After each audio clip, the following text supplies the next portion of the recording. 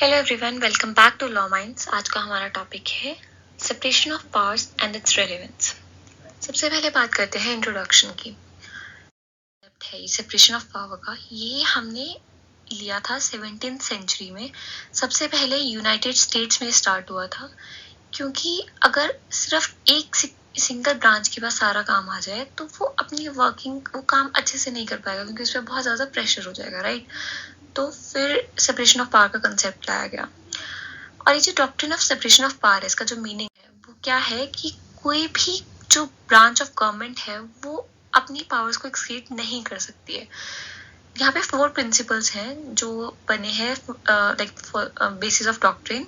The first is exclusivity principle, जो कहता है कि गवर्नमेंट ने 3 सेपरेट ब्रांचेस बनाई है। फंक्शनल प्रिंसिपल कहता है कि हर ब्रांच की एक सेपरेट अपनी बाउंड्रीज हैं और वो रिस्ट्रिक्शंस हैं जिसके अंडर उनको काम करना है। चेक्स एंड बैलेंस प्रिंसिपल बोलता है कि हर ब्रांच एक दूसरे पे मॉनिटर करेगी और अंश्योर करेगी कि विद इन कॉन्स्टिट्यूशनल लिमिट्स काम कर रहे हैं। And the last one is mutuality principle, right. ये बात करता है it aims to promote cooperation and harmony among these branches.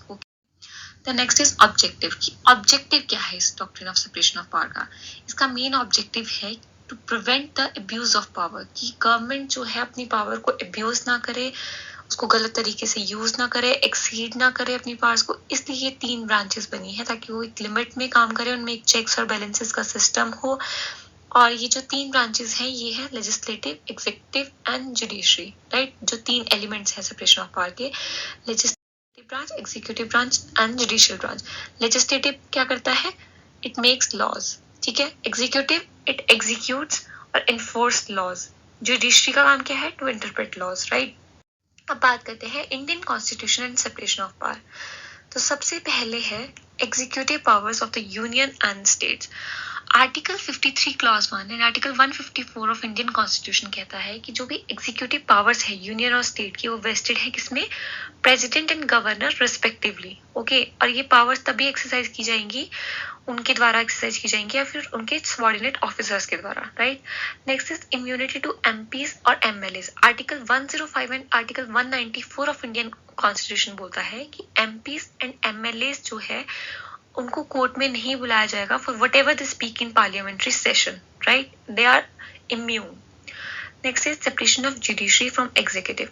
Article 50 बात करता है कि जो जुडिशरी है वो एग्जीक्यूटिव से सेपरेट है, क्योंकि इस प्रोविजन का एम है कि अंश्योर करना कि जुडिशरी जो है वो फंक्शन कर रही है विदाउट एनी अनड्यू इन्फ्लुएंस और इंटरफेरेंस फ्रॉम द एग्जीक्यूटिव, क्योंकि इंटरफेरेंस आएगी तो ऑब्वियसली कंफ्यूजन अराइज हो जाएगी।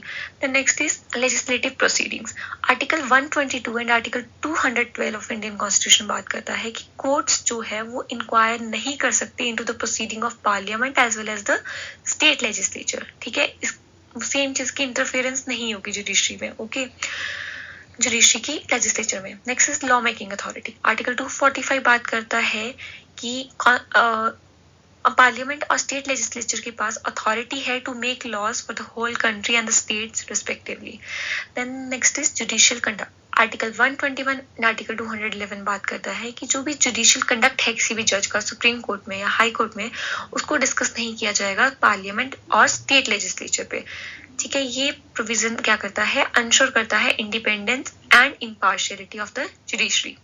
Next is immunity to president and governor. Article 361 बात करता है कि प्रेसिडेंट और गवर्नर जो है they are not accountable to any court for exercising their powers and performance of duties in their respective offices, कि वो ऑफिस में कुछ भी कर रहे हैं उस चीज के लिए वो अकाउंटेबल नहीं है।